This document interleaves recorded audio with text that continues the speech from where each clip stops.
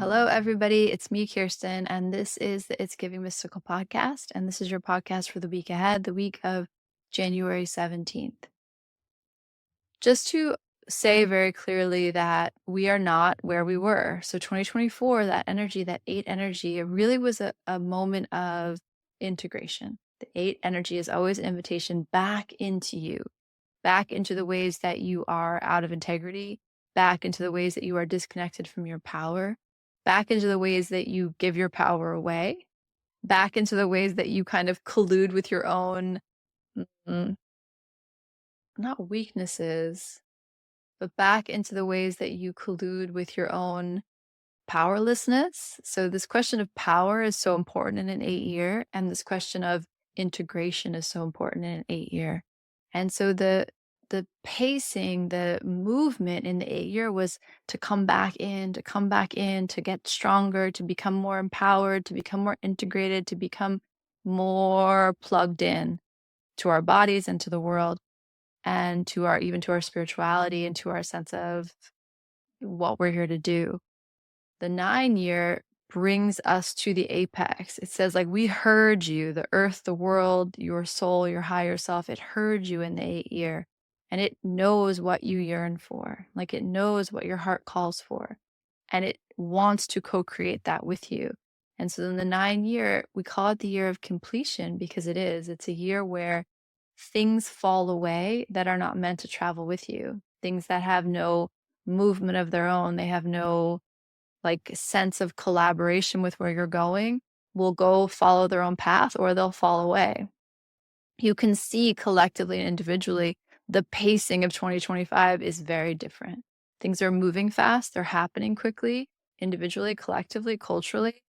And the important thing that came up last week with that 7 of Cups was you might know what you want, like you might know what you long for. You don't always know how to get it. So you might have the sense of, I want this, I need this, but sometimes we don't actually know how to get those needs met. So we feel this thing is wrong, this thing is off, this thing is out of alignment. We have a sense that there is another way of being, that there is someplace we want to move towards. We don't always understand how we'll get from A to B.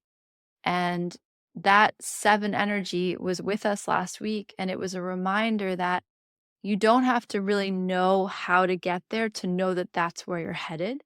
And the 7 is the reminder of the mystery. Like, don't forget the mystery. The best things in your life, the things that have changed your direction or been your most important memories, are rarely the things you see coming. They're rarely the things that you planned for. You might have this wish of, I wanted this, and then be really surprised at how that shows up, about how the world changes shape around you to collude with that, to allow that, to prepare you for that.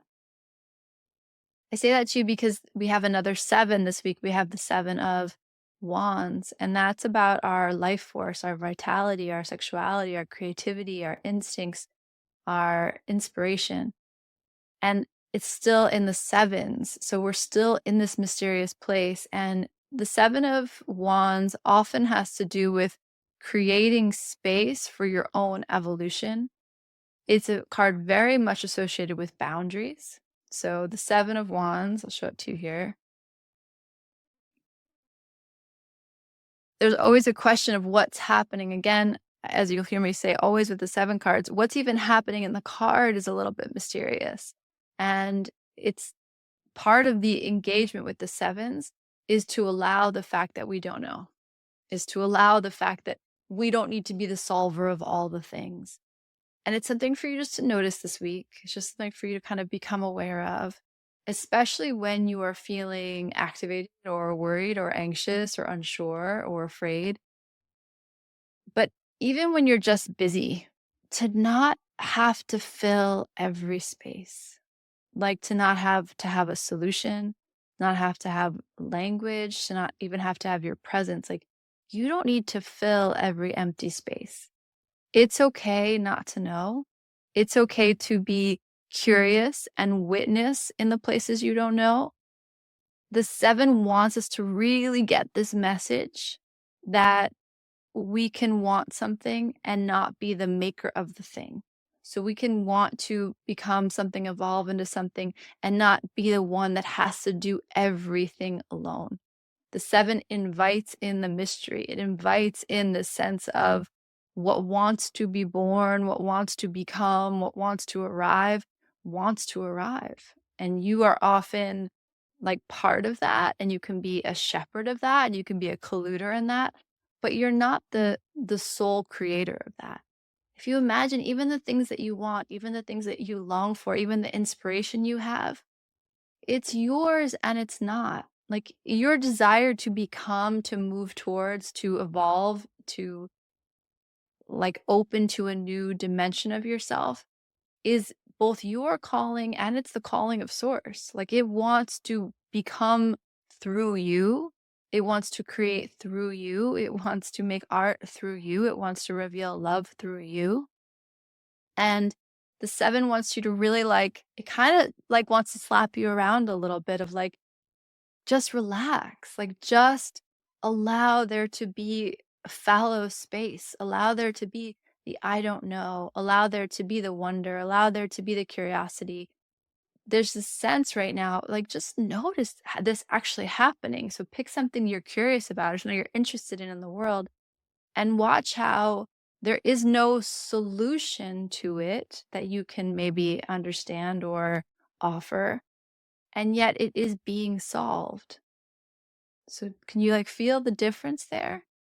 Something is becoming, it's solving itself, it's finding its rhythm and harmony without you being the only one capable of solving it. So there's something about this sense of, can you be more curious about wherever your instinct is to be sure? So can you relax into the I don't know a little bit as a almost as a prayer, like as a prayer of I don't know and I'm okay with that. I don't know and I trust. I don't know and yet I wonder. I don't know and yet I have awe for all the ways I haven't known before and it's been okay. I haven't known before and it's found its way. Like you don't really want to be in charge. Like it robs you of the human experience just to know everything. Like there's something about the unknowable. There's something about the things that want to come that so much of the beauty of life is the witnessing of and the experiencing of the mystery. So I say that too because the 7 of Cups, there was a lot of energy around what you think you want. There was a lot of energy around what you've been told you should want.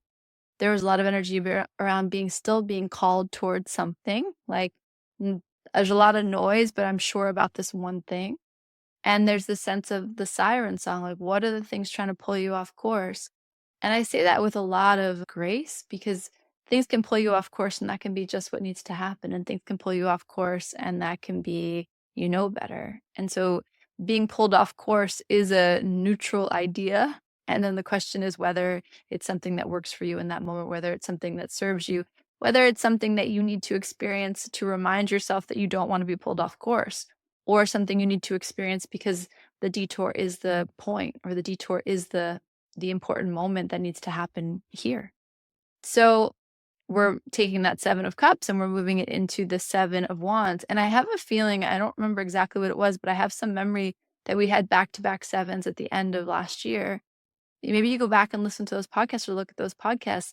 It's the same energy. So it's 7s, but it was vibrating in the weather, in the atmosphere of 2024. It's very different. And really what came through when I pulled this card immediately was like, protect yourself. And not necessarily physically, although maybe that's important, more energetically, like protect the temple of your curiosity, the temple of your wonder, and the practice you've cultivated that says to you that you're safe, that says to you that you're okay, that it's okay, whatever that practice looks like for you, the practice that allows you to step back and notice the narratives and the stories without being consumed by the narratives and the stories.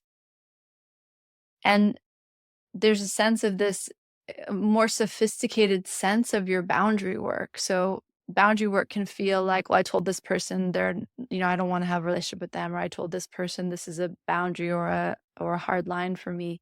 But boundary work can also happen on kind of the subtle realms. So what are you allowing into your space? What art are you consuming? What social media are you consuming? How much are you engaged with nature? What kind of conversations are you allowing? If people are gossiping or talking about things that feel kind of low vibe, are you contributing to that? Are you like playing in that arena? There's this sense of the rules of the game, and there's this sense of what game are you playing, and there's this sense of do the rules still apply? And there's a sense of do the rules still work for you? There's something about kind of the system and what role you're playing in it and what you're allowing into your space. I really want to drive home that last year was such an important discovery around your power and your authority. And that seems to be up here, like the reminder, ringing the bell of you do have so much more power than you realize. You do have so much more authority, and maybe you've stepped into fullness around that in a way that you never have before. There's something about this idea of what's the image I have. You have this kind of walled garden that you've created, this like safe space you've created, this temple that you've created. And what are the small things kind of getting under the wall or getting through the cracks? Like what are the things that are kind of infiltrating that space on this more subtle realm? So it really is like the communication, the language, the feelings, the fears, the anxiety, being really mm, intentional about what you allow into your space this week and noticing messages you have about whether that's okay. Like noticing messages you have around your safe space, your sacred space, and what is allowed there with you. There's something here that needs to work itself out. And that might mean, it probably does mean, individually on a larger scale in your community, in the world, there's something that needs to work itself out. And it requires space to do so. So think about that really kind of metaphorically or like in a dream way. There's something that wants to work itself out and it requires space to do so. So I want you just to think about where you're rushing in, where other things are rushing in, where things are kind of trying to fill the space. And it's your responsibility, your invitation this week to shepherd, protect, define the space and to trust the thing that's working itself out, whether that's you and your heart and your inspiration and your creativity and your passion, or whether that's something that's kind of popping off in the world. But this just feels like a really clear message and a really important one. And there's just this sense of like protecting the space in you, around you, for the mystery. It's an interesting idea, right? Like, what is your responsibility when it comes to protecting the mystery in your own life and in the world? It's an interesting idea, but it's important right now. And it's funny to talk about it because it's something that, again, like Stephens defy explanation, or they defy definition. And yet I can hear them kind of calling to you and to me to respect what's happening. And so how do you respect the mystery? How do you trust something wants to work itself out? It requires space to do so. And part involved in that is a respect for the mystery. Kind of an interesting message to come through, but I will offer it to you and trust you to receive it just as you need to.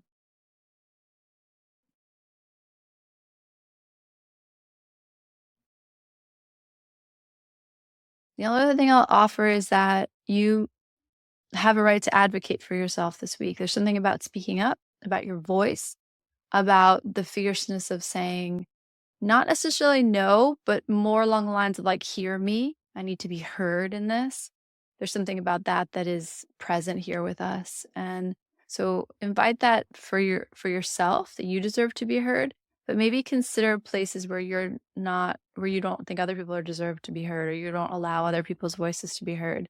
And you're balancing that with the distinction of what is what is allowed in this safe space, what is like helpful in this safe space, what is contributing or respectful of the mystery in this space, and what is not. So that's a balancing act, right? Like your voice, the voices deserve to be heard.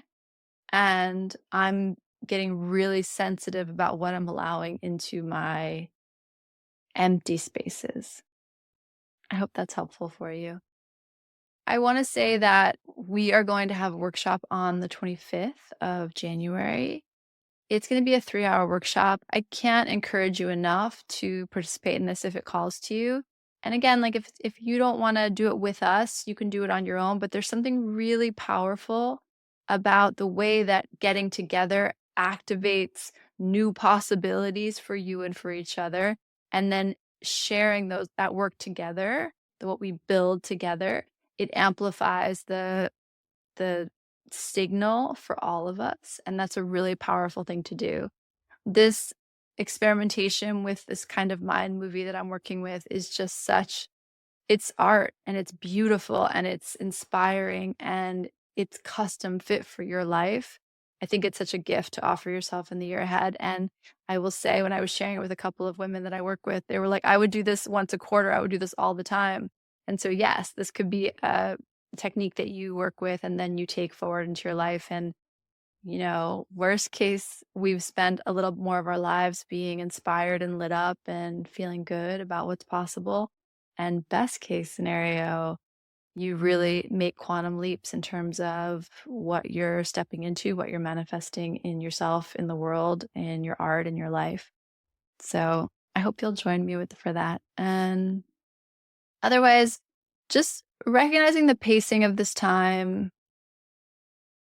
having a lot of compassion for yourself and for the nervous system of both the planet and your community as you watch the pace pick up in terms of endings and completion, as you watch the pace pick up in terms of the falling away of things that no longer work. That can be that can be a shock to the system on multiple levels. And so your work in that moment, if you have the safety and the space and the clarity to offer more safety and clarity into the grid, that becomes your responsibility. It's just, I hope I'm putting this into clear enough words, but there's something about the exhale, the spaciousness, the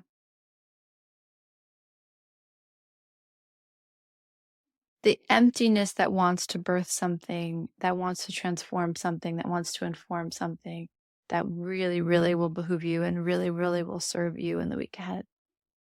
Sending so much love to all of our California family and praying that the world, the community, the individual people there are able to support each other and that we're able to support them as they go through this huge transition, but also becoming aware of the fact that many, many people on this planet are going through significant transitions and honoring that, and also being deeply grateful for the places where you can find rest and solace and community and quiet in your own life. It's not to be taken for granted ever. All right. Sending so much love, and I will talk to you guys soon. And don't forget to respect the mystery this week. It really will serve you well. All right. Take care. Bye.